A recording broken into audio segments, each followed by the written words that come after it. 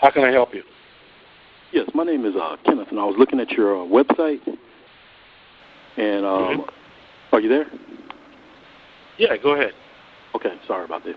Yeah, I was looking at your website, and I'm in Shreveport, Louisiana.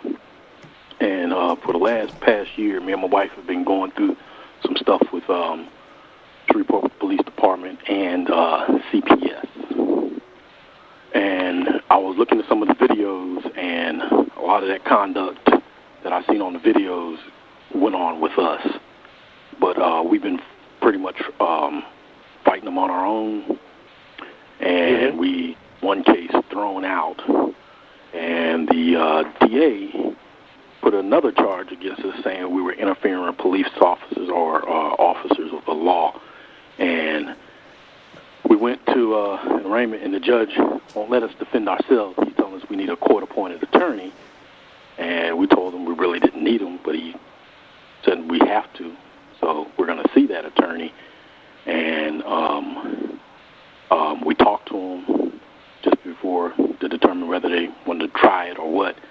And it's like he's with them. Of course, it's a court-appointed attorney, so it's pretty much, and he's telling us stuff that we already know because we already have a defense for ourselves. We're going strictly by the law and what the law says, not by, the good old boy thing that if a cop is there, he says this, he's right. And what I wanted to do, my wife, she pretty much does all the paperwork and the research, and I do the investigation. And I wanted to see what I needed to do to get information on police officers, if what their conduct was, basically a personnel file on them to see if they've gotten any type of... A couple of things. First of all, I commend you for, being brave enough to fight. It's not easy. A lot of people think it's, like it is in the movies. It's not a lot of fun, and it's a whole lot of headache.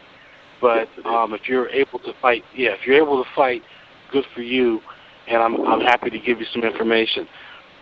Most of let me give you advice on just two levels.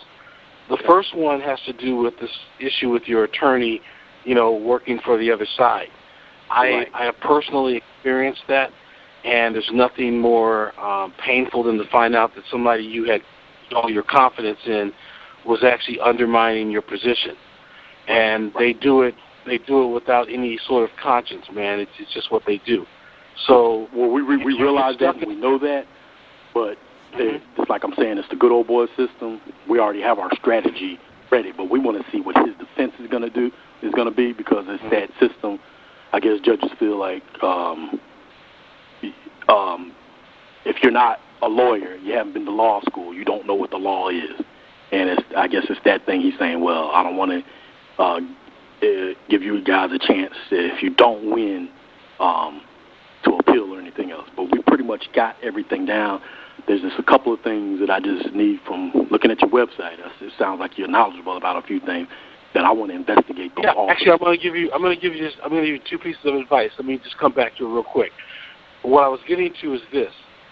If you think your attorney is not going to do the right thing or is not going to follow through on directions that you give him, I want to give you some advice about that issue, okay? Okay.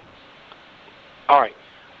He's going to cover his backside, and you need to cover yours.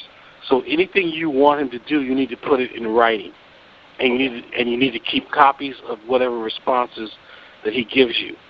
And if you tell him you don't want a deal, you tell him in writing.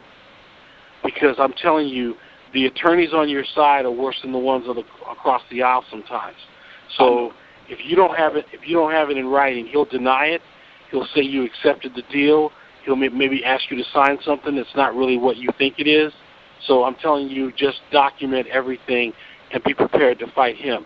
And I think that he'll be more ethical if he knows that that's the position you're taking from the start. Okay. Okay? Now, as far as getting the records, there's two options that you have. The one that you have is a Freedom of Information Act request, which any public agency must respond to. It's easier in some states than others. You said you're in Louisiana, right? Yeah, Louisiana. Okay.